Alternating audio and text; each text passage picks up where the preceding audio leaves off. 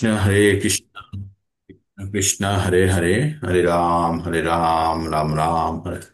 ओम नमो भगवते वासुदेवाय। ओम नमो भगवते वासुदेवाय। ओम नमो भगवते वासुदेवाय। ॐ अज्ञानतिमिरान्धस्य ज्ञानञ्जनाशलाकया चक्षुरुन्मिलितं येन तस्मै श्रीगुरुवे नमः। श्रीचैतन्यमनोभीष्टं स्थापितं येन भूतले स्वयं रूप कदा मह्यं ददाति शापदान्तिकम्। हरे कृष्ण। তো আমরা প্রতিদিনের ন্যায় ভগবদ গীতা আমরা পঠন করব, শ্রবণ করব এবং বোঝার চেষ্টা করব। ভগবদ গীতা কি? ভগবদ গীতা ভগবানের মুখনিসৃত বাণী। আর ভগবান কুরুক্ষেত্রের যুদ্ধক্ষেত্রে বিষাদগ্রস্ত অর্জুনকে তার কর্তব্য জ্ঞান সম্বন্ধে অবহিত করার জন্য ভগবান এই পরম জ্ঞান অর্জুনকে দিয়েছিলেন। যদিও তিনি অর্জুনকে দিয়েছিলেন, কিন্তু আমাদের মতো সাধারণ মানুষরাও এই জ্ঞান অর্জন করে প্রকার সমপরিমাণ ফল আমরা পেতে পারি, যেটা অর্জুন পেয়েছিলেন। কিন্তু অর্জুনের মতো নিষ্ঠা এবং শ্রদ্ধা সহকারে আমাদের এই ভগবত জ্ঞান শ্রবণ করতে হবে এবং গ্রহণ করতে হবে। ভক্তির প্রধান জায়গা হচ্ছে শ্রদ্ধা। শ্রদ্ধা যদি না থাকে, তাহলে সামান্যতম ভক্তিতে অগ্রগতি হবে না। আমরা যতই অনুশীলন করার চেষ্টা করি, সেই চেষ্টা কিছুদিন পরে নষ্ট হয়ে যাবে। তাই আমাদের শ্রদ্ধা অত্যন্ত জরুরি। আচ্ছা, শ্রদ্ধা কি? শ্রদ্ধা হচ্ছে দৃঢ় বিশ্বাসকেই শ্রদ্ধা বলে, দৃঢ় বিশ্বাস। তাই আমরা যতক্ষণ না পর্যন্ত ভগবানকে আমরা পরম পুরুষোত্তম ভগবান বলে জানতে পারবো, যে তিনিই সবকিছুর মূল আর তিনিই সবকিছু চালাচ্ছেন, ততক্ষণ পর্যন্ত কিন্তু আমাদের ভগবানের প্রতি শ্রদ্ধা ঠিকভাবে আহ উৎপন্ন হবে না। তাই আমরা ভগবানকে ব্রহ্ম সংহিতায় ভগবান সম্বন্ধে কি বলা আছে? ঈশ্বরः পরমকৃষ্ণ সচ্চিদানন্দ বিগ্রহ অনাদিরাদি গোবিন্দ সর্বকারণ কারণম। তো ভগবান হচ্ছে সর্বকারণের কারণ। তো এবার আমরা যেটা কি হলো, সর্বকারণের কারণ, তাই ভগবানকে আমরা সর্বোচ্চ জায়গাতে রেখে আমরা তারপরে বাকি জিনিসগুলো আমরা শুনবো, বলবো। কিন্তু সর্বোপরি আমাদের জানতে হবে ভগবান আমাদের সবকিছু নিয়ন্ত্রণ, সবকিছু আমাদের কন্ট্রোল করেন এবং অনুশাসন করেন। আমরা 1 থেকে 6 নম্বর অধ্যায় পর্যন্ত আমরা কি দেখলাম? বিভিন্ন যোগের কথা শুনলাম। বিষাদ যোগ অর্জুনের, তারপরে সাংখ্য যোগ, কর্মযোগ, জ্ঞান যোগ, ধ্যান যোগ, এইগুলোই অর্জুনকে ভগবান বলার পরে 6 নম্বরের শেষে ভগবান বললেন, অর্জুন, তুমি ভক্ত যোগী হও, ভক্ত যোগী হও। তুমি এটি সর্বোচ্চ যোগের সর্বোচ্চ অবস্থা। তাই যারা বিভিন্ন ধরনের যোগ করে এসেছে, যদি কেউ ভক্তি যোগে পৌঁছে যায়, তারা সমস্ত যোগের ফল পাবে, বা এটা ধরে নেওয়া যেতে পারে তারা কর্মযোগ, জ্ঞান যোগ, হঠযোগ, ধ্যান যোগ সব কিছু করে, জ্ঞান যোগ সব কিছু করে সে ভক্তি যোগে এসে পৌঁছেছে। এবার ভক্তি যোগ থেকে প্রাপ্ত ফল সমস্ত যোগের সমস্ত সমষ্টিগত ফলের সমান বা তার থেকেও বেশি। যখন আমরা ভক্তি যোগে প্রবেশ করলাম, কার প্রতি ভক্তি? ভক্তি কি? ভগবান চৈতন্য চরিতামৃতে একটা কথা বলেছেন। কি কথা বলেছেন? মধ্যলীলায় 19/170, 19 নম্বর চ্যাপ্টার 170 নম্বর শ্লোকে বলেছেন যে সর্বোপাধি বিনির্মুক্তম তৎপরাৎ তেন নির্মলং ঋষিকেন ঋষিকেশ সেবনং ভক্তির উচ্যতে। ভক্তির উচ্চতে, উচ্চতে মানে বলা হয়, তাহলে কাকে ভক্তি বলা হয়? বলছে সর্ব উপাধি বিনির্মুক্তম, মানে সব ধরনের উপাধি ত্যাগ করতে হবে। উপাধি কি? আমাদের আমাদের যে মিথ্যা অহংকার, এই শরীর, আমরা এই শরীরের সঙ্গে সম্পর্কিত যত কিছু আছে সেগুলো হচ্ছে আমাদের উপাধি।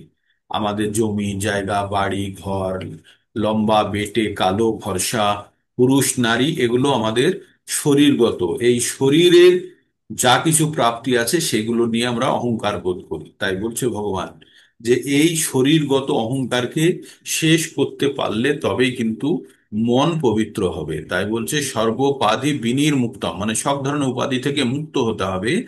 সর্বোপাধি বিনির্মুক্তম তৎপরাত্তেন নির্মলাং, তখনই আমাদের আত্মাটা নির্মল হবে।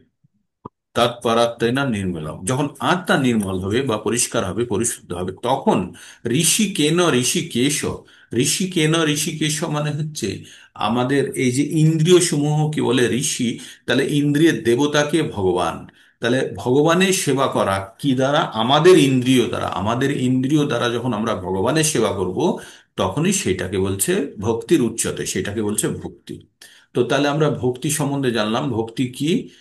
আমাদের মনের সমস্ত ধরনের অহংকারকে জলাঞ্জলি দিয়ে যখন আমরা সম্পূর্ণভাবে নির্মল হয়ে ভগবানের শ্রী চরণে আমাদেরকে অর্পণ করে আমরা যখন ভগবানের সম্বন্ধে ভগবানের সেবা করতে পারবো, ভজন কীর্তন গায়ন, পাদ সেবনং, আহ অর্চনং বন্দনং, আত্মনিবেদনং, তো এইগুলো হচ্ছে ভক্তির বিভিন্ন নটি স্টেজ। ভক্তির নটি স্টেজ কি?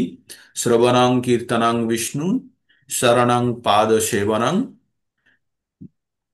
অর্চনং বন্দনং দাস্যং সাক্ষং, আত্মনিবেদনং। তো এটা হচ্ছে নটা স্টেজ। কি নটা স্টেজ? কি ভক্তির নটা পদ্ধতি কি? বলছে শ্রবণ, প্রথমেই শ্রবণ। না শুনে, মানে আমাদের কোনো জিনিস সম্বন্ধে জ্ঞান অর্জন করতে গেলে আমাদের শুনতে হবে অথবা দেখতে হবে। যেহেতু আমাদের দৃষ্টিশক্তি, আমাদের ইন্দ্রিয়গুলি ত্রুটিপূর্ণ, তাই সবসময় আমরা যেটা দেখছি সেটাই যে ঠিক দেখছি তারও সম্ভাবনা কম। তাই আমাদের শ্রবণের উপরে জোর দিতে হবে বেশি করে। যখন আমরা বই পড়ি তখনও আপনারা জানবেন, আমরা প্রভুপাদেরই লেকচার শ্রবণ করছি পুস্তকের মাধ্যমে। আমরা চোখ দ্বারা শ্রবণ করছি এটা ভাবতে পারি না। তো আমরা শ্রবণ করব, একদম শুদ্ধ মনে শ্রবণ করে আমরা কি করব? শ্রবণাং কীর্তনাং, কীর্তনাং মানে ভগবানের মহিমা গান করা, হরে কৃষ্ণ মহামন্ত্র উচ্চারণ করা, এগুলো সব কীর্তনের অংশ করে। মানে জোরে জোরে একটি নির্দিষ্ট লয়ে যদি হয়, না লয়ে হলেও হবে, ওই আমরা যেটা শ্রবণ করলাম সেটাকে বলাও এক ধরনের কীর্তন। যে আমি এখন আপনাদেরকে বলছি যেটা আমি শুনেছি, সেটাও এক ধরনের কীর্তনেরই অংশ। তারপরে কি হলো তাহলে? আমাদের শ্রবণ কীর্তন, তারপরে স্মরণ, আমরা যেটা শুনছি বা বলছি সেটাকে আবার নিজের মনের মধ্যে আবার সেগুলোকে স্মরণ করতে হবে। শ্রবণাং কীর্তনাং স্মরণাং বিষ্ণু, আর যা তা নয় পিকচার দেখে আসলাম সেটাকে স্মরণ করলাম না, ভগবানকেই বিষ্ণুকেই স্মরণ করতে হবে, ঠিক। তারপরে কি? পাদ সেবনম, ভগবানের পাদ মানে ভগবানের পদ পরিষ্কার করে দিতে হয়, প্রক্ষালন বলে ওটাকে। তো পা ধুয়ে দেওয়া মানে সেই সেবাটা। তারপরে অর্চনা করতে হবে, বন্দনা করতে হবে। তারপরে দাস্য রূপে, সাক্ষ্য রূপে, মানে দাসের মতো হয়ে, সাক্ষ্যের মতো হয়ে। তারপরে কি? তারপরে আত্মনিবেদন, সম্পূর্ণরূপে নিজেকে সমর্পণ করে দেওয়া। তো এই নটি পদ্ধতির মধ্যে যে কোনো একটি পদ্ধতি কেউ যদি সম্পূর্ণ সঠিকভাবে ব্যবহার করে, তাহলেও সে ভগবানের ধাম পাওয়ার জন্য যোগ্য। সেও জন্ম মৃত্যু চক্র থেকে মুক্ত হবে। শ্রবণ করলেও হবে, কীর্তন করলেও হবে, স্মরণ করেও হবে, পাদ সেবনং, পাদসেবনং অর্চনং, বন্দনং, দাস্য। আসং সাক্ষং এবং আত্মনিবেদন। তো এই পদ্ধতিগুলির যে কোনো একটা যদি কেউ সঠিকভাবে করতে পারে, তাহলেও সে কিন্তু জন্ম মৃত্যু চক্র বা ভগবানের শরণাশ্রয় পেয়ে যাবে আর এই চক্র থেকে মুক্ত হয়ে যাবে।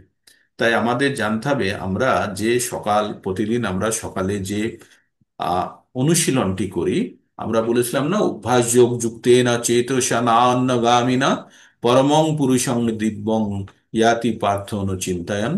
তো বলেছিলাম যে অভ্যাস যোগের দ্বারা, এই যে আপনারা প্রতিদিন সকালে ঘুম ভেঙে যায়, এটা আপনারা অভ্যাস করেছেন, এই অভ্যাস যোগের দ্বারাই সম্ভব। কালকে নতুন কাউকে আপনি বলুন তো যে সকালে উঠে ভগবদ গীতার ক্লাস আমরা করি, আমরা শুনবো চল, ইচ্ছা হবে না, তার অভ্যাস নেই। তো অভ্যাসের জন্য প্রথমে আমাদের কি করতে হয়? নিজের সঙ্গে সংগ্রাম করতে হয়। এবার নিজের সঙ্গে যেই সংগ্রাম করতে করতে আমরা যখন জিতি, তখন অভ্যাসে পরিণত হয়। আর যদি হেরে যাই, তাহলে সেই অভ্যাসটি নষ্ট হয়ে যায়, তাই না? তো আমাদের আমাদের আহ প্রথম যে পাঁচ, আমরা ভগবদ গীতা থেকে যে পাঁচটি বিষয় সম্বন্ধে জানতে পারি: ঈশ্বর, জীব, প্রকৃতি, সময় এবং কর্ম। এই পাঁচটি বিষয়ের মধ্যে প্রথম চারটি বিষয় হচ্ছে স্থির। এইগুলির মধ্যে পরিবর্তন করার মনুষ্যরূপী জীবের কোনো ক্ষমতা নেই। কিন্তু পঞ্চম বিষয়টি যেটি কর্ম, সেটির কিন্তু সেখানে আমাদের যথেষ্ট পরিবর্তন করার জায়গা আছে। আর ভগবান এখানেই আমাদেরকে স্বাধীনতা দিয়েছে। তাই বলে না যে কর্ম করার অধিকার আছে আবার ফলের অধিকার নেই? একদম ঠিক, মানে সেজন্য ভগবান কর্ম করার অধিকার দিয়েছে। ফল পরে বিচার হবে যে কতখানি ফল পাওয়ার যোগ্য আর কতখানি যোগ্য নয়, ঠিক? তো আমরা এই যে মনুষ্য জীবন, বর্তমান যে জীবনে আছি, এই বর্তমান জীবন কিন্তু আমাদের পূর্ববর্তী জীবনের কর্মের ফলের জন্য। আমরা পূর্ববর্তী জীবনে যেমনটা কর্ম করেছি, বর্তমান জীবনে সেই রকম ফল নিয়ে আমরা বসে আছি। কেউ যদি ভাবছেন তার জীবন অত্যন্ত সুখের যাচ্ছে, খুব সুন্দর স্বাচ্ছন্দ্যভাবে জীবন কাটাচ্ছেন, তাহলে জানবেন যে আপনি কখনো না কখনো কষ্ট করে এই পুণ্য সঞ্চয় করেছিলেন, যার ফলস্বরূপ আপনি এখন সেই সুখ ভোগ করছেন। যেমনটা আপনাদের উদাহরণ দিয়ে বলি, কোনো উঁচু ব্রিজ বা উঁচু পাহাড়ের উপরে বা উঁচু ফ্লাইওভারের উপরে আপনি যদি সাইকেলকে নিয়ে গেলেন, গিয়ে ওইখান থেকে যখন উপর থেকে নিচের দিকে নামতে থাকবেন, তখন আপনার প্যাডেল না করলেও সাইকেল অনেক জোরে জোরে নামতে থাকে, তাই না? তো তখন যদি ভাবেন যে সাইকেল সব সময়তেই এমন জোরে নামে, তাহলে ভুল হবে। কারণ তার পূর্ববর্তী সময়ে আপনি সাইকেলকে কষ্ট করে ওই চূড়াতে নিয়ে গেছেন। এবার ওইখান থেকে যখন আপনি চড়ে নিচের দিকে নামতে থাকবেন, অবশ্যই রাস্তা থাকতে হবে, নিচের দিকে যখন নামতে থাকবেন, তখন দেখবেন দারুণ স্পিডে নামছে প্যাডেল না করে। তো আমাদের জীবনে কখনো কখনো যদি এইরকম সুখের সময় আছে যে আপনি কোনো কষ্ট করছেন না অথচ ভীষণ সুখে আছেন, তাহলে জানবেন আগেকার সঞ্চিত পুণ্য আপনি ক্ষয় করছেন, আর এইটা বেশি দিন চলবে না। তো তাহলে আমাদের কি করতে হবে? এই জ্ঞান অর্জন করে যদি আমরা পরবর্তী ক্রিয়ার জন্য প্রস্তুত হই, তাহলে সেটাই হচ্ছে বুদ্ধিমত্তার কাজ, তাই না? তো আমরা বর্তমান জীবনে আমরা যে যে অবস্থায় আছি, কেউ যদি দুঃখ কষ্টের মধ্যে থাকেন আর যদি ভগবত ভক্তি করেন, তাহলে জানবেন ভগবানের অপার কৃপা আছে আপনার উপরে। মানে আপনাদের মনে হবে কি বলছে প্রভু এখন, যে দুঃখ কষ্টের মধ্যে ভগবান রেখেছে, আর বলবেন যে ভগবানের অপার কৃপা? হ্যাঁ, ভগবান তার ভক্তদেরকে কষ্ট দেন। কখন? যখন দেখে সে প্রকৃত রূপে ভক্তি শুরু করেছে, তাকে ভগবান কষ্ট দেন। আর এটাই মনে করিয়ে দেন ভগবান যে এ যেন আর ভক্তির পথ থেকে না সরে যায়। ভগবান খুব স্বার্থপর। ভগবানের ভক্তরা যারা ভগবানের ভক্ত হয়, তারা জানে কখনোই ভগবানের থেকে না সরে। সেই জন্য ভগবান তাদেরকে মাঝে মাঝে খোঁচা দিয়ে মনে করিয়ে দেয়, এই জগতে পার্মানেন্ট থাকার জন্য প্ল্যানিং করো না বাবু। এটি এটি দুঃখালয়ম, অশাশ্বতম। তাই আমরা যারা কেউ যদি কোনো আনন্দের মধ্যে আছি, তাহলে জানবেন যে ভগবান আপনার প্রতি কৃপা করছে না। ভগবান আপনাকে মায়ার কাছে ছেড়ে দিয়েছে, আর মায়া আপনাকে কিন্তু ভুলিয়ে রেখেছে। আর এটি ভগবত ভক্তির পথে কিন্তু অন্তরায়, ভগবত ভক্তির পথে এগোতে দেবে না। উল্টো দিকে যদি কেউ কষ্টের মধ্যে থাকে, সে দেখবেন সব সময়তেই ভগবানকে স্মরণ করছে। যার পেট খারাপ হয়, সে কখনো হাবিজাবি খাবার খায় না, খায় না। দই ভাত বা এই ধরনের কিছু খাবার খেয়ে পেটটাকে ঠান্ডা করে, এটি তো শরীরের জন্য ভালো খাবার। কিন্তু আমরা বিরিয়ানি, ফাস্ট ফুড, হ্যানা ত্যানা, চাও, কত ধরনের খাবার খায়, যেটি আমাদের যেটি আমাদের আবার পেটকে খারাপ করে দেওয়ার ব্যবস্থা করে। তো তাই আমাদের জানতে হবে আমাদের জীবনের প্রত্যেকটা মুহূর্তে আমাদের জীবনের উদ্দেশ্য সম্বন্ধে জানতে হবে। আর আমাদের জীবনের উদ্দেশ্য কি সঠিকভাবে যদি জানি, এই মানব জীবন অত্যন্ত দুর্লভ, আর এই মানব জীবনের প্রকৃত অর্থে ব্যবহার করাটাই হচ্ছে বুদ্ধিমানের কাজ। তাই বলছে যারা কৃষ্ণ ভক্ত হয় তারা অতি চতুর, তারা অত্যন্ত ইন্টেলিজেন্ট। ভগবান চৈতন্য মহাপ্রভুর আবির্ভাব সম্বন্ধে বলতে গিয়েও বলেছে, যারা সংকীর্তন যজ্ঞে অংশগ্রহণ করে তারা অত্যন্ত মেধাবী। মেধাবী মানেই যে স্কুলে ভালো রেজাল্ট করে এসে পাশ করে ফার্স্ট হয়েছে, সেকেন্ড হয়েছে, তা না। যারা বুদ্ধিমত্তার সঠিক সময়ে সঠিক ব্যবহার করে, তাদেরকে বলা হয় মেধাবী।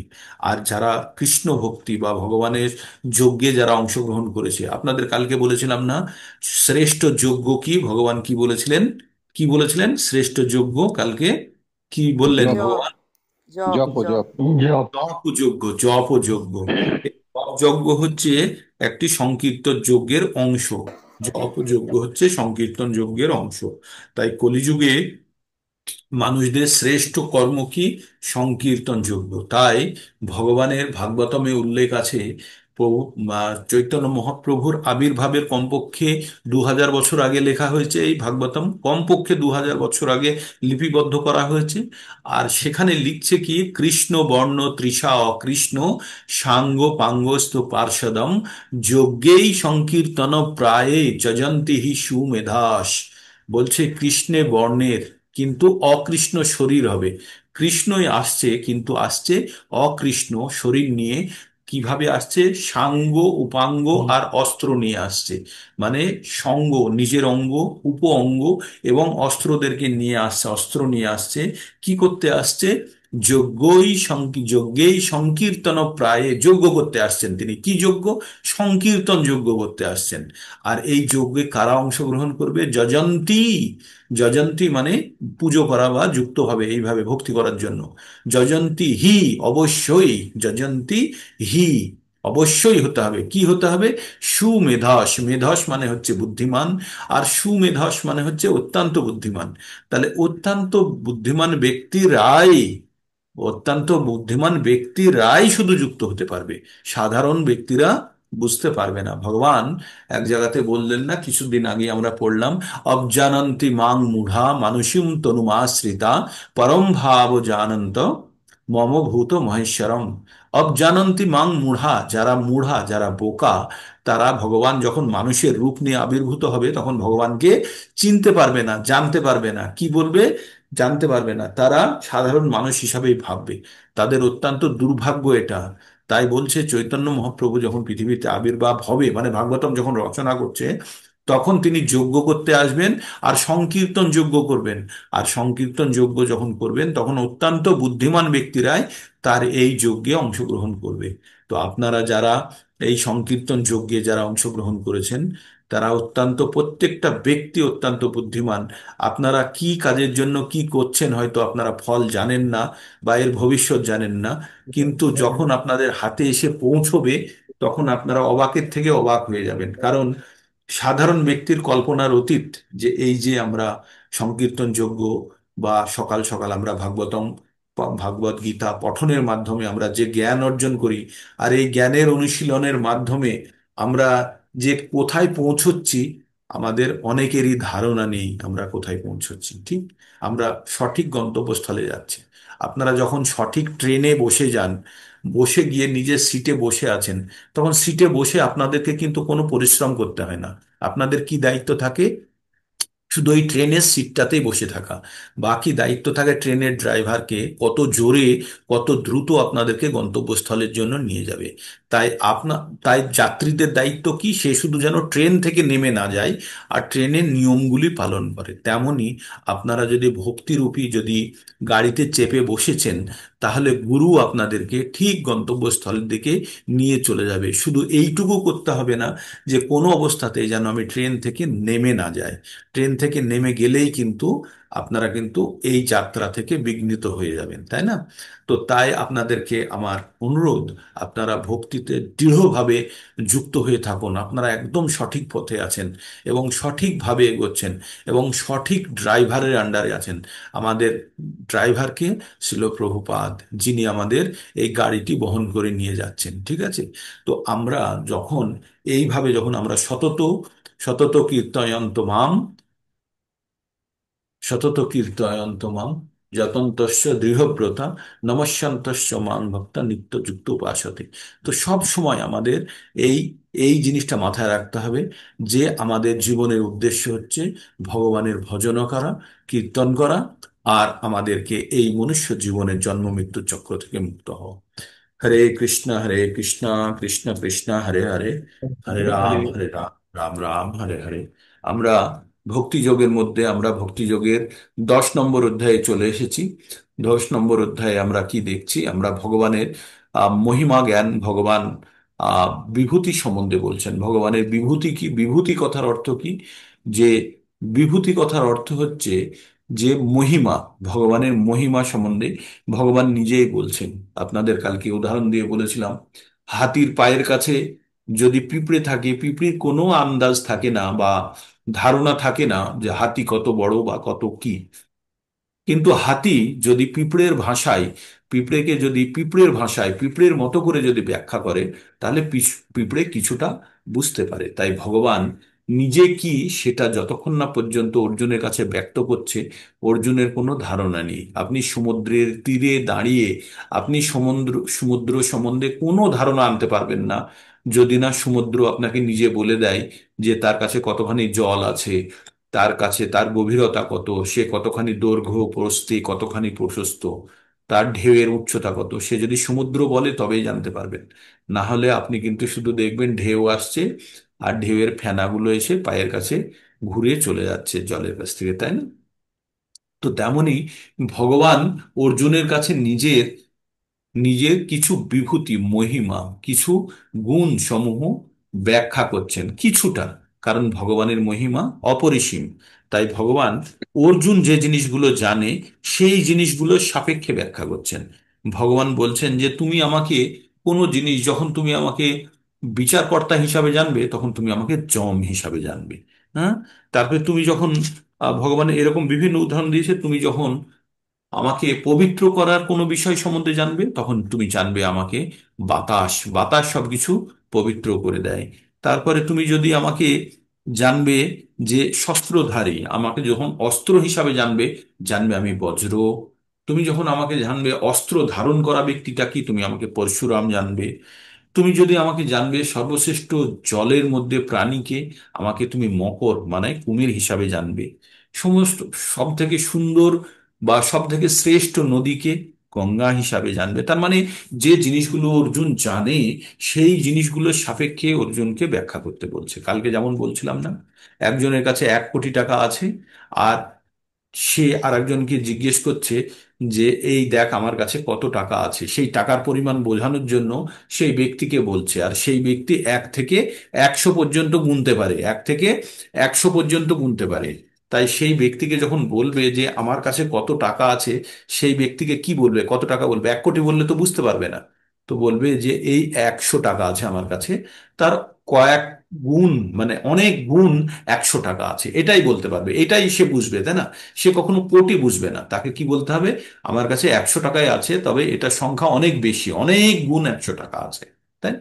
তো তেমনি ভগবানের মহিমা ওই 1 কোটির সামনে 100 টাকা হিসাবে অর্জুনের সামনে প্রস্তুত করছে, ঠিক তাই। কত দূর পর্যন্ত কালকে পড়েছিলাম আমরা? আমরা মনমোহন প্রভু বলবেন 30 পর্যন্ত প্রভু, 31। কত? 31, 31, 31। 31 পর্যন্ত পড়েছি। তো 31 পর্যন্ত আমরা কি কি পড়লাম, আমরা একটু র্যাপিড ফায়ার করে আমরা বলে নেব ভগবান সম্বন্ধে কি কি বললেন না, এগুলো জাস্ট শোনার জন্য। তো ভগবান 18 নম্বর থেকে বলতে শুরু করলেন যে বিস্তারিতভাবে আমি তোমার যোগ সম্বন্ধে আমি জানতে চাই। অর্জুন জিজ্ঞেস করলেন, কারণ তোমার উপদেশ শুনে আমি পরিতৃপ্তি হচ্ছি না, আরো শুনতে চাই, আরো শুনতে চাই, তাহলে আমি শ্রবণ করতে ইচ্ছা করি। তারপরে ভগবান বললেন যে আমার তো মহিমা অপরিসীম, তাই আমি তোমাকে কিছু কিছু শ্রেষ্ঠ অংশ তোমাকে আমি বলবো, আর তুমি সেটা শ্রবণ করো। তারপরে ভগবান বললো, আমি সমস্ত জীবের হৃদয়ে অবস্থিত পরমাত্মা। আমি সর্বভূত মানে সমস্ত জীবের আদি, অন্ত এবং মধ্য। বললেন, ভগবান কি বললেন? আমি সমস্ত জীবের হৃদয়ে অবস্থান করি। এটা আমাদের মাথায় রাখতে হবে, ভগবান কিন্তু আমাদের হৃদয়ে বসে আছে। তারপরে বলল যে আমি আদিত্যদের মধ্যে আমি বিষ্ণু, জ্যোতিষ্কদের মধ্যে আমি কিরণময় সূর্য, আর মরুদ্দের মধ্যে আমি মরীচি, নক্ষত্রের মধ্যে আমি চন্দ্র, বেদের মধ্যে আমি হচ্ছে সামবেদ, আমি দেবতাদের মধ্যে আমি ইন্দ্রিয়, ইন্দ্রিয়ের মধ্যে আমি মন, আর সমস্ত প্রাণীদের মধ্যে আমি চেতনা। আমি রুদ্রদের মধ্যে আমি শিব, যক্ষ রাক্ষসদের মধ্যে আমি কুবের, বসুদের মধ্যে আমি অগ্নি, আর পর্বত সমূহের মধ্যে আমি মেরু পর্বত।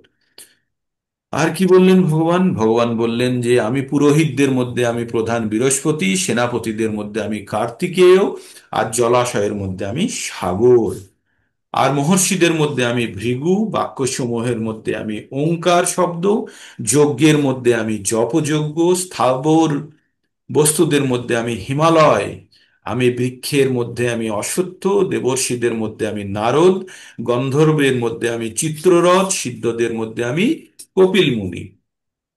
তারপরে বললেন তিনি, অশ্বদের মধ্যে আমি হচ্ছি উচ্চশৈবা, যে সমুদ্র মন্থনের সময় যে উঠেছিলেন। হাতিদের মধ্যে আমি ঐরাবত, এবং মানুষের মধ্যে আমি রাজা। অস্ত্রের মধ্যে আমি বজ্র, গাভীর মধ্যে আমি হচ্ছে কামধেনু বা সুরভিগাই, আর আমি হচ্ছে আর আহ, সন্তান উৎপাদনের কারণ স্বরূপ আমি কামদেব। সর্পদের মধ্যে আমি বাসুকি। অনন্ত অনন্ত নাগেদের মধ্যে আমি অনন্ত, অনন্ত শেষ বলে যেটা, জলচরদের মধ্যে আমি বরুণ। পিতৃদের মধ্যে আমি অর্যমা, এবং দণ্ডদাতাদের মধ্যে আমি যম। দৈত্যদের মধ্যে আমি প্রহ্লাদ। আমি আমি বশীকারীদের মধ্যে, যাদের বশে আমরা থাকি, বশীকারীদের মধ্যে আমি কাল, মানে সময়, আমরা প্রত্যেকে সময়ের বশে আছি। আর পশুদের মধ্যে আমি সিংহ, পক্ষীদের মধ্যে আমি গরু। আর পরিষ্কার করার মানে পবিত্রকারী বস্তুদের মধ্যে আমি বায়ু, শরীরের মধ্যে আমি শস্ত্রধারীদের মধ্যে আমি পরশুরাম, আর মৎস্যদের মধ্যে আমি বা জলজীবের মধ্যে আমি মকর, নদীসমূহের মধ্যে আমি গঙ্গা। ঠিক এতদূর পর্যন্ত আমরা পড়েছিলাম। তো ভগবান কি নিজে গঙ্গা? বলছেন না। এই কথাগুলো কেন বলছে, আপনাদের একটা জিনিস আমি বোঝানো বারবার চেষ্টা করছি, প্রত্যেকটা ভালো যে কোনো জিনিস যেগুলো অর্জুন জানে, তার মধ্যে সব থেকে শ্রেষ্ঠ জিনিসটা কি, সেই জিনিসটা ভগবান বলছে তুমি আমাকে সেই রূপ ভাববে। ঠিক। তো এইবার ভগবান কি বলছেন? ভগবান বলছেন, স্বর্গনাম আদি অন্ত, স্বর্গনাম আদি অন্তশ্চ মধ্যং চৈবা চৈবাহ অর্জুন, আধ্যাত্ম বিদ্যা বিদ্যানাং বাদো প্রবোধতামহম। তো ভগবান কি বললেন? ভগবান বললেন, সৃষ্ট স্বর্গনাম, সৃষ্ট বস্তুর মধ্যে আমি আদি অন্ত এবং মধ্য, মানে যে কোনো বস্তু যেগুলো সৃষ্টি হয়েছে তার মধ্যে আমি আদি অন্ত এবং মধ্য। বিদ্যার মধ্যে আমি আধ্যাত্ম বিদ্যা, কালকে আপনাদের বলছিলাম না, physics, chemistry, mathematics, biology, geography, এর মধ্যে শ্রেষ্ঠ বিদ্যা কি? এর মধ্যে শ্রেষ্ঠ বিদ্যা কোনোটাই নয় আমাদের মধ্যে। এর মধ্যে শ্রেষ্ঠ বিদ্যা এগুলোর মধ্যে নয়, শ্রেষ্ঠ বিদ্যা হচ্ছে আধ্যাত্মিক বিদ্যা, যেটা আপনারা বর্তমানে অর্জন করার চেষ্টা করছেন, বা আমরা সবাই মিলে অর্জন করার চেষ্টা করছি।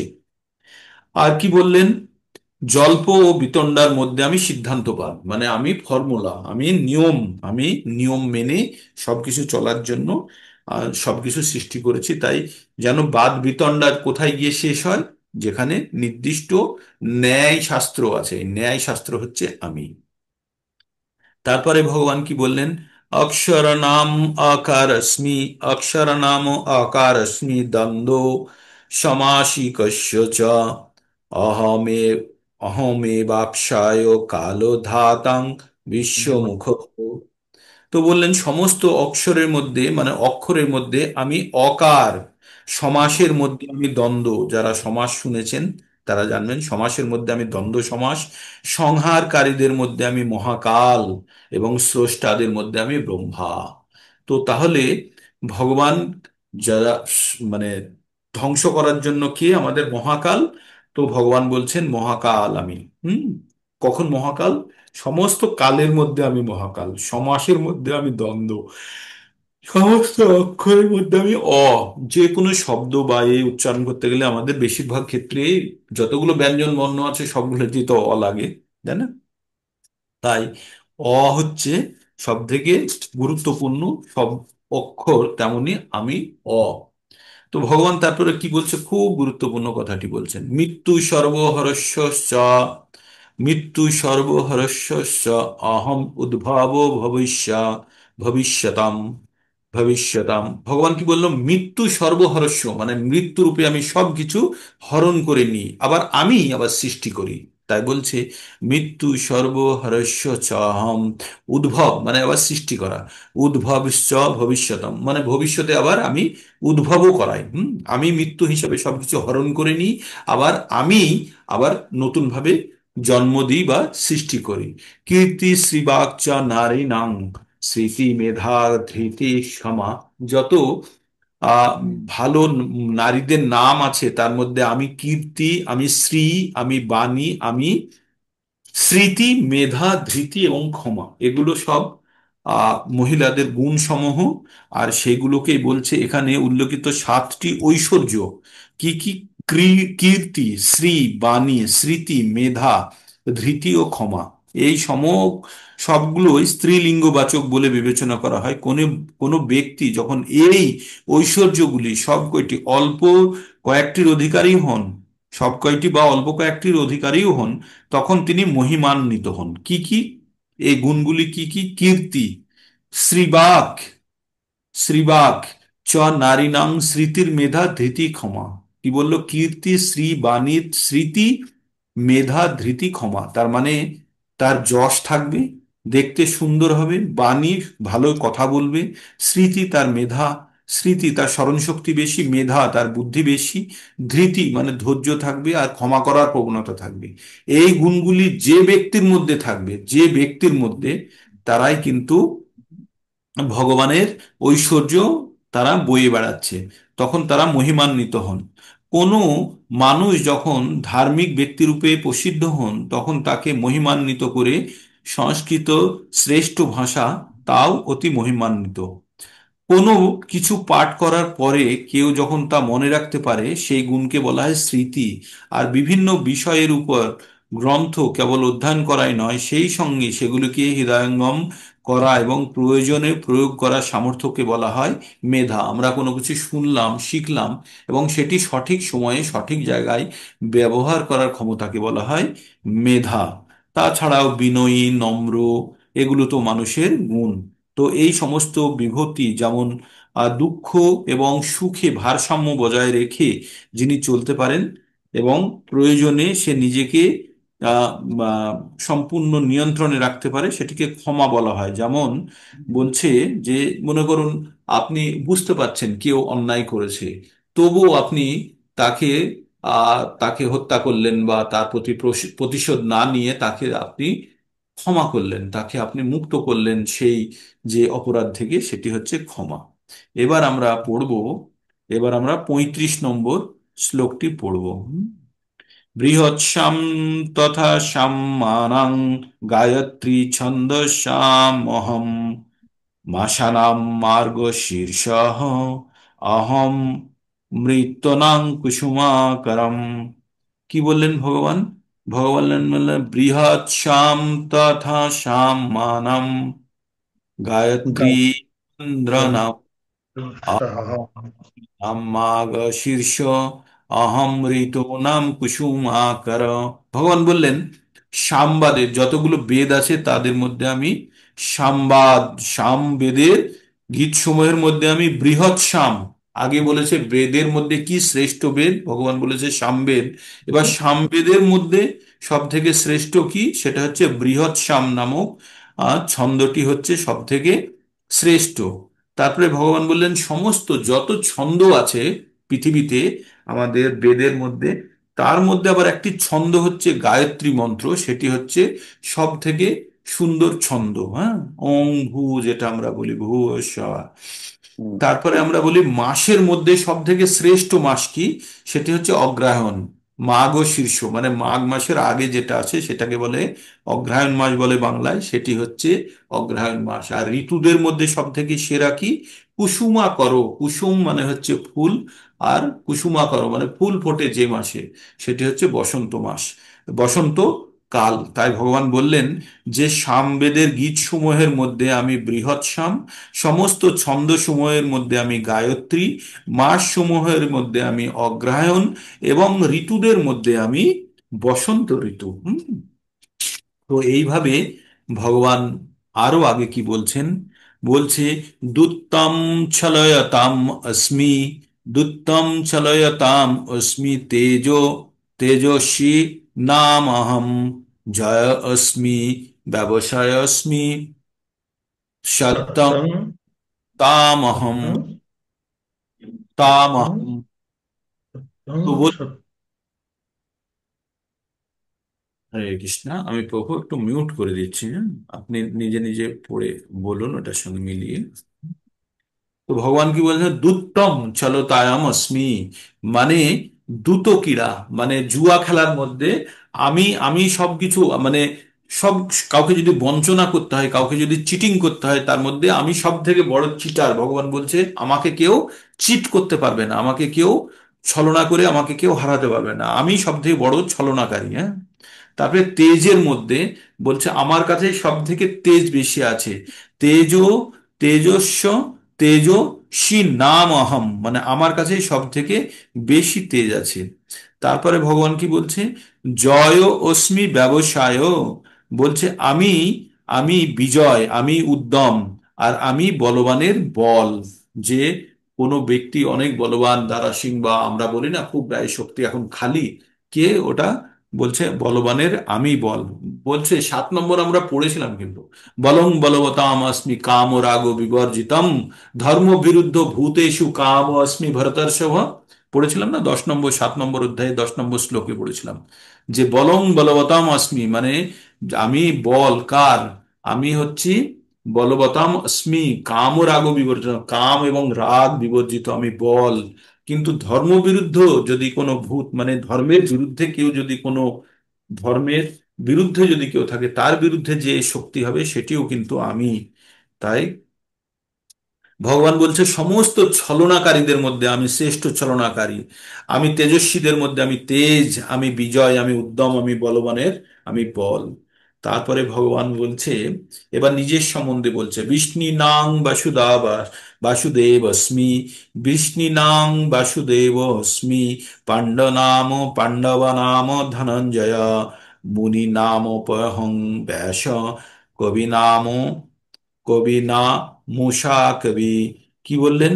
ভগবান বললেন বিষ্ণু নাম বাসুদেব অস্মি, পাণ্ডবা নাম ধনঞ্জয়া, মুনি নাম অপি অহম ব্যাস, কবি নাম উষ্ণ, কবি কবি না কবি নাম উষ্ণ, কবি নাম উষ্ণ কবি।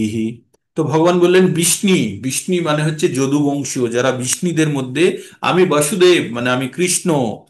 আর পাণ্ডবদের মধ্যে যদি আমাকে খোঁজো তাহলে তুমি অর্জুন রূপে আমাকে খুঁজবে। আর মুনিদের মধ্যে যদি খুঁজো তাহলে তুমি আমাকে ব্যাস হিসাবে খুঁজবে, ব্যাসদেব হিসাবে খুঁজবে। আর কবিদের মধ্যে যদি খোঁজো তুমি আমাকে তাহলে উষ্ণা রূপে খুঁজবে, উষণা। তো এইভাবে ভগবান নিজে নিজে, ভগবান কোথায়? ওই যে বললাম 1 টাকা, 10 টাকা, 5 টাকার, 20 টাকার, 100 টাকা রাখা আছে। এবার এক 1 কোটি টাকাকে যদি আপনাকে ডিফাইন করতে হয় তাহলে আপনি সর্বোচ্চ ওর মধ্যে কোনটা? 100 টাকা, ওই 100 টাকাটা দিয়ে যেমন দেখাবেন তেমনি। অর্জুন ভগবানের সমান নয়, কিন্তু যদি পাণ্ডবদের মধ্যে খুঁজতে হয় তাহলে অর্জুন রূপে খুঁজতে হবে, মুনিদের মধ্যে যদি খুঁজতে হয় তাহলে ব্যাস মুনি বা ব্যাস ঋষি মুনি হিসাবে খুঁজতে হবে। তো ভগবান তাই বলছে যদি কবিদের মধ্যে খুঁজতে হয় তাহলে উষ্ণা রূপে খুঁজে পাবেন, মানে কোনো জিনিসের মধ্যে সর্বোচ্চ যে জিনিসটি আছে সেটি হচ্ছেন ভগবান। এইভাবে ভগবান বোঝানোর চেষ্টা করছেন। তারপরে ভগবান কি বলছে, দণ্ড দমতায়াম অস্মি, দণ্ড দম দম দময়াতাম অস্মি, নীতির অস্মি জিগীষাতাম, মৌন চৈবাস্মি গুহ্যানাম, জ্ঞানম জ্ঞানবতামহম। ভগবান বললেন দমনকারীদের মধ্যে আমি দণ্ড, মানে লাঠি দিয়ে সবকিছু ঠান্ডা হয়ে যায় না, তাই বলছে দমনকারী, কাউকে যদি ঠান্ডা করতে হয়, শান্ত করতে হয়, তাহলে কি দেখাতে হয়? তাকে লাঠি দেখাতে হয়। তো তাই বলছে দমনকারীদের মধ্যে আমি দণ্ড। হুম। আর অভিলাষকারীদের মধ্যে, যাদের মনের মধ্যে কিছু পাওয়ার ইচ্ছা আছে, তাদের কাছে আমি নীতি। নীতি ছাড়া কোনো জিনিস কিন্তু কখনো পাওয়া সম্ভব নয়। তাই বলছে যে অভিলাষকারীদের মধ্যে আমি নীতি। আর গোপন, গোপন সব থেকে গোপন কিভাবে রাখা যায় জানেন? সব থেকে গোপনীয়তা রক্ষা করার পদ্ধতি হচ্ছে মৌনতা।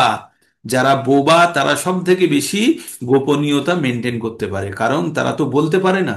আর আমাদের গোপনীয়তা লিক করে কোথা দিয়ে? মুখ দিয়ে বেরিয়ে যায়, তাই না?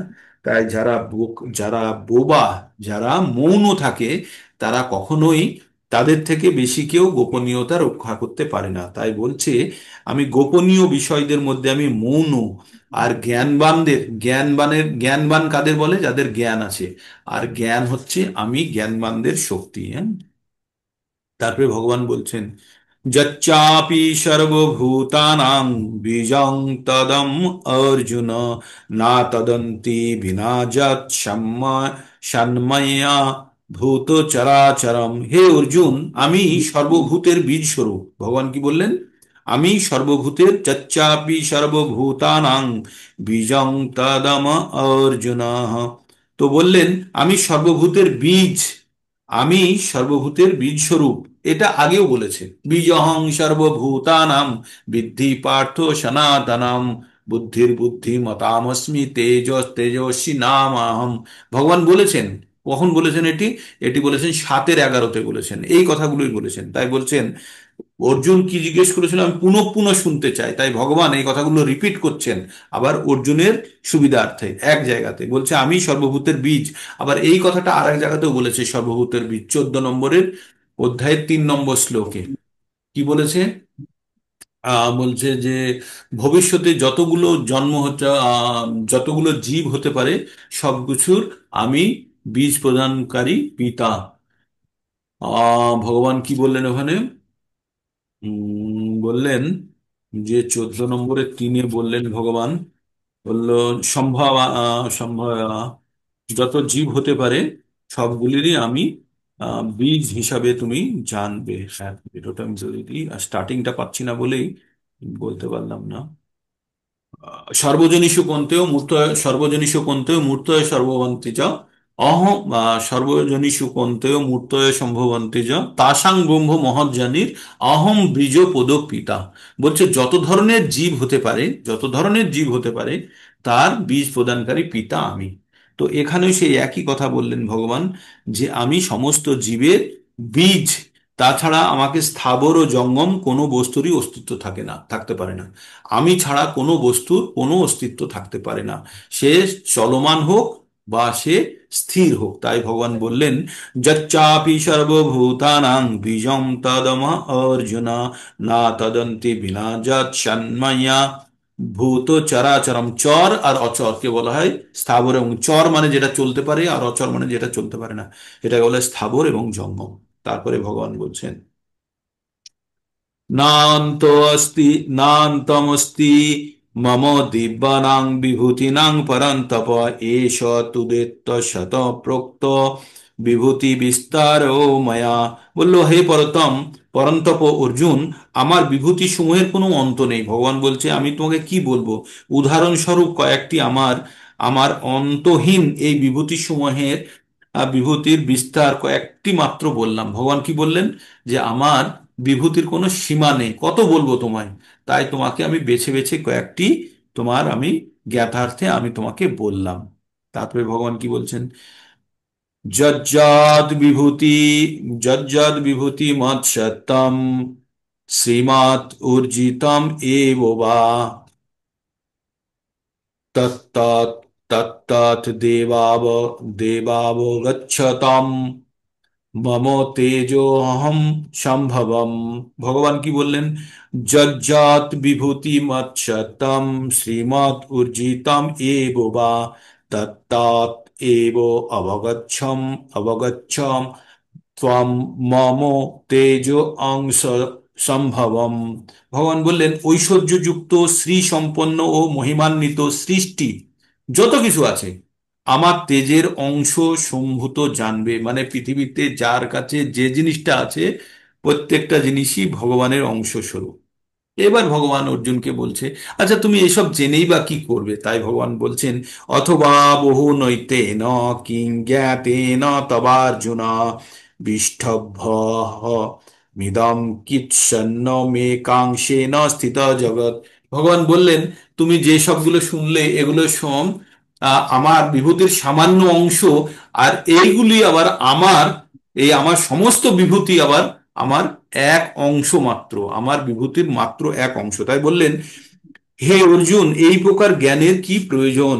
আমি আমার এক অংশের দ্বারা ব্যাপ্ত হয়ে এই সমস্ত জগতে স্থিত আছি। এই যে আমাদের ভৌতিক জগৎ আছে, সেই জগৎটি কতখানি ভগবানের? এক অংশ মাত্র, মানে 4/1 ভাগ। তাহলে চিৎ জগৎটি কত বড়! এই যে আকাশে তাকালে রাত্রে ছাতের পুরে বা খালি আকাশে যখন আপনারা দেখেন কতগুলো তারা দেখতে পান, কেউ গুনতে পারেন কতগুলো তারা আছে? কেউ গুনতে পারবেন না, পারবেন? এই সমস্ত তারাগুলো নিয়ে একটি ব্রহ্মাণ্ড, এইরকম লক্ষ লক্ষ ব্রহ্মাণ্ড আছে। আর সেই সমস্ত ব্রহ্মাণ্ডগুলো এক একটা ব্রহ্মা আছে যিনি ওই ব্রহ্মাণ্ডগুলোকে চালান। হ্যাঁ, আর এই রকম ব্রহ্মাণ্ড, লক্ষ লক্ষ কোটি কোটি ব্রহ্মাণ্ড ভগবানের এক অংশের মধ্যে, তাহলে ভগবানের তিন ভাগ যেটা বাকি রইলো, যেটা চিৎ জগৎ বা চিন্ময় জগৎ, সেটি বাকি তিন অংশের দ্বারা। তার মানে ভগবান কত বিশাল ব্রহ্মাণ্ডের ক্ষমতাশীল এবং মালিক, সেটা আমাদের কল্পনা অতীত। কারণ আমাদের কল্পনা শক্তি একটি নির্দিষ্ট সীমা পর্যন্ত যেতে পারে। আমরা, আমাদের চিন্তা যত তাড়াতাড়ি, মানে সব থেকে আমাদের মন দ্রুত যায়, তো মন চিন্তা করতে করতে সব থেকে দ্রুত মন যেতে পারে, তাই না? আলো বলে সব থেকে দ্রুত যায়, কিন্তু আলোর থেকেও দ্রুত মন যেতে পারে। আলো যেতেও, ওই সূর্য পর্যন্ত যেতেও 8 মিনিট কিছু সেকেন্ড সময় লাগে, তাই না? কিন্তু আপনি যদি ভাবেন আমি সূর্যে চলে গেলাম, এক্ষুনি চলে গেলেন 0 সেকেন্ডে। বলছে মন যদি লক্ষ লক্ষ বৎসর ধরে যদি যাত্রা করে, তবেই ভগবানের কিছুটা অংশ কভার করতে পারবে, ভগবানের সমস্ত জগতের কিছুটা অংশ কভার করতে পারবে, যখন মন লক্ষ লক্ষ বৎসর ধরে মন যাত্রা করবে। তাহলে আপনি ভাবুন ভগবানের যে সমস্ত জগৎ সংসার কত বিশাল। মানে ওই যে 10 টাকা পর্যন্ত গুনতে পারে, তাকে 1 কোটি টাকা গোনার মতো অবস্থা। তো আমরা হচ্ছি তাই, আমরা 10 টাকা পর্যন্ত গুনতে পারি, আর আমাদেরকে বলেছে যে তুই এখানে 100 কোটি টাকা গুন। গুনতে পারবো? জীবনে গুনতে পারবো। তো তেমনি আমাদের আমাদের এই যে ব্রহ্মাণ্ড, বা আমাদের যে কল্পনার মধ্যে আমাদের যে জগৎ আছে, মানে বাস্তবিক আর একটা হচ্ছে কল্পনার মধ্যে। বাস্তবিক মানে যেটা দেখতে পাচ্ছি, আর কল্পনা মানে যেটা দেখতে পাচ্ছি না, যেটাকে আরো ভাবছি আছে বাইরে। তো ভগবান বলছে যে এই সমস্ত বিশ্ব সংসার, জগৎ সংসার যত কিছু আছে, জগৎ সংসার মানে শুধু পৃথিবী ভাববেন না, সমস্ত তারা, গ্রহ, নক্ষত্র, যত কোটি কোটি লক্ষ লক্ষ যত তারা আছে, তাদের আবার এক একটা করে পৃথিবী আছে, দুটো আছে, তিনটে আছে পৃথিবী। প্রত্যেকটা তারা মানে হচ্ছে প্রত্যেকটা সূর্য, আর প্রত্যেকটা সূর্যের এরকম ভাবে একটা করে সৌর জগৎ আছে, তাই না? তো এই রকম লক্ষ লক্ষ কোটি কোটি আছে আমাদের কোনো, আর সেইগুলো মিলে হচ্ছে একটা ব্রহ্মাণ্ড। আর ভগবানের কাছে কতগুলো ব্রহ্মাণ্ড আছে? অসংখ্য ব্রহ্মাণ্ড আছে, অসংখ্য। আর সেই সমস্ত ব্রহ্মাণ্ড মিলে যে জিনিসটা তৈরি হয়েছে, সেইটাকে বলছে জড় জগৎ। আর এই জড় জগৎ ভগবানের এক অংশ মাত্র। এখনো 75% বাকি রয়েছে, ভগবানের 25%-এর কথা বললেন ভগবান। তাই ভগবান বলছে, অর্জুন তুমি এইসব জেনে কি করবে? এগুলো, এটা আমার সামান্য, আমার বিভূতির সামান্য হিসাবে আমি বললাম। তো এই ছিল 10 নম্বর অধ্যায়ের বিভূতি যোগ। ভগবান তার নিজের সম্বন্ধে কিছুটা ব্যক্ত করলেন। আপনি মনে করুন কোনো জায়গাতে গেছেন, আপনাকে সবাই এবার ঘিরে ধরেছে, ধরে এবার বলছে আপনি আপনার সম্বন্ধে একটু বলুন। তো আপনি আপনার সম্বন্ধে সামান্য দু চারটে কথা বললেন, বাস। তো ভগবান তেমনি তার সম্বন্ধে দু চারটে কথা বলেছেন মাত্র। ভগবানের সমস্ত বিভূতির কিছু সম্বন্ধে ভগবান সামান্য কিছু বলেছে। তাই অর্জুনকে বলছে এত তোমার জানার কি প্রয়োজন? কারণ তুমি যে ভক্তি যোগে থাকে, সে ভগবানই তার কাছে সব। তার ভগবানের বিভূতি আছে কি নেই তাতে কোনো কিছু যায় আসে না। সে ভগবানকে সর্বতোভাবে সবকিছুর কারণ হিসাবে আগেই মেনে নিয়েছে। কিন্তু এই যে জিনিসগুলো ভগবান বললেন, এগুলো যারা বোকা বা মূর্খ, যারা ভগবানকে পরম পুরুষোত্তম ভগবান বলে জানতে বিশ্বাস করতে পারে না, তাদের জন্য এই কথাগুলি ভগবান বললেন। আর ভগবান অর্জুনকে এই কথাগুলি বলেছিলেন আর একটা কারণ, ভগবান জানতেন কলিযুগে মানুষেরা এসে ছলনা করে যে কেউ ভগবান বলে ক্লেম করবে, যে কেউ ভগবান বলে বলবে আমি ভগবান, অমুক ভগবান। টিভিতে মাঝে মাঝে আসে না, এ বলে আমি এর অবতার, আমি ওর অবতার বলে মিথ্যে মিথ্যে বলতে থাকি।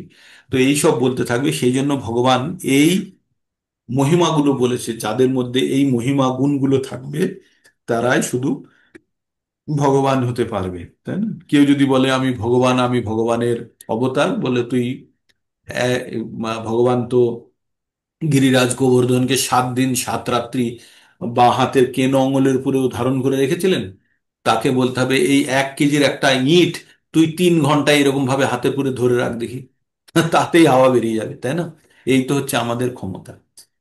তো আর আজকে আমরা এখানেই শেষ করব ভগবদ গীতার দশম অধ্যায় শেষ হয়ে গেল, এরপর হবে 11, 12, তাহলে ভক্তিযোগ শেষ হয়ে যাবে। আর সমস্ত যারা পরীক্ষা দেননি তাদের জন্য আমি ভাবলাম যে সমস্ত ভগবদ গীতা সম্পন্ন করে তখন আপনাদের পরীক্ষা নেব, তখন আশা করি আপনারা আরো ভালোভাবে পরীক্ষা দিতে পারবেন, আর আপনাদের জ্ঞানটাও তখন পুষ্ট হবে, তাই না? আগামীকাল রবিবার, রবিবারের দিন আমরা কিন্তু 9 নম্বর অধ্যায়ের উপরে আমরা কিন্তু আপনাদের থেকে প্রত্যেকে থেকে 5 মিনিট করে শুনবো। 5 মিনিট ভক্তিযোগের 9 নম্বর অধ্যায় অত্যন্ত গুরুত্বপূর্ণ। 5 মিনিট করে মনমোহন প্রভু গত সপ্তাহে আপনাদেরকে এটি সার্কুলেট করেছিলেন। 10 জনকে বলার জন্য সুযোগ থাকবে। 5 মিনিট একদম ঘড়ি ধরে আপনারা একটু প্র্যাকটিস করুন 9 নম্বর অধ্যায় থেকে। কমপক্ষে 5 থেকে 7টি শ্লোককে আপনারা খুঁজে বার করুন। আপনাদের ক্লু দিচ্ছি, 5 থেকে আপনাদের 5 মিনিট সময়কে ভাগ করে নিন। যে কোনো জিনিসকে যখন আপনারা প্ল্যানিং করবেন সব সময় ভাগ করবেন, বিভক্ত করবেন, তাহলে যে কোনো প্ল্যানিং ঠিক মতো কাজ হয়। তো 5 মিনিট সময়কে 5টি ভাগে ভাগ করুন। প্রথম 1 মিনিট আপনি ইন্ট্রোডাকশন দেবেন, ভগবদ গীতা কি, ভগবদ গীতার কতগুলো অধ্যায় আছে, কি আছে, 1 মিনিটের মধ্যে বলতে হবে কিন্তু একদম ঘড়ি ধরে। তারপরে আপনি 9 নম্বর অধ্যায় ভক্তিযোগের অধ্যায়ের মধ্যে পড়ে, সেটা আগে বলে দিয়েছেন। বলে আপনি এই 3 মিনিটে 5 থেকে 6টা শ্লোক বলতে হবে। ওই শ্লোকগুলো বলতে হবে, শ্লোকের অর্থগুলো বলতে হবে। বলে আবার শেষের 1 মিনিটে আপনার সিদ্ধান্তকে কনক্লুড করতে হবে, উপসংহার বা ওই সবগুলোকে আপনি গুছিয়ে দিয়ে ছাড়বেন। তো খুবই খুবই সহজ। 5টা থেকে 7টা আপনি ভালো ইম্পর্টেন্ট ইম্পর্টেন্ট শ্লোক খুঁজে বার করুন, যেগুলো আপনি সংস্কৃততেও বলবেন এবং যার উত্তরটাও যার বাংলাটাও বলবেন, এবং তার থেকে সামান্য 10 সেকেন্ডের যদি ব্যাখ্যা করতে পারেন ব্যাখ্যা করে দেবেন। আপনি দেখবেন আপনার কাছে 5 মিনিট কি, আপনার কাছে 1 ঘন্টার জন্য আপনি লেকচার প্রস্তুত করে ফেলতে পারবেন, তাই না? এইভাবেই করতে হয়।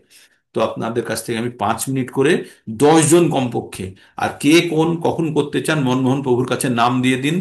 যে আগে দেবে সে আগে পড়বে। আর যদি ভাবেন যে পরে আমি শুনে শুনে বলবো, পরে বলারা কখনোই আর তার কেউ গুরুত্ব দিয়ে শুনবে না ভালোভাবে।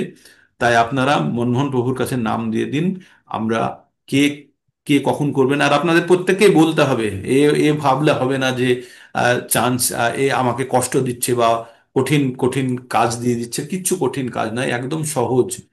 5টা শ্লোক খুঁজে বার করুন এবং নিজেরা নিজেরা বলে একটু অভ্যাস করে নিন। দেখবেন আপনাদের লার্নিংটা আরো বেটার হয়ে গেছে, তাই না?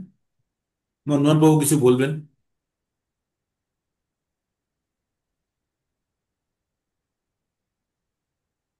আনমিউট করুন করে বলুন। ঠিক আছে প্রভু, ঠিক আছে, এই প্রভু, বলুন মাতাজি। হরে কৃষ্ণ। বলুন মাতাজি।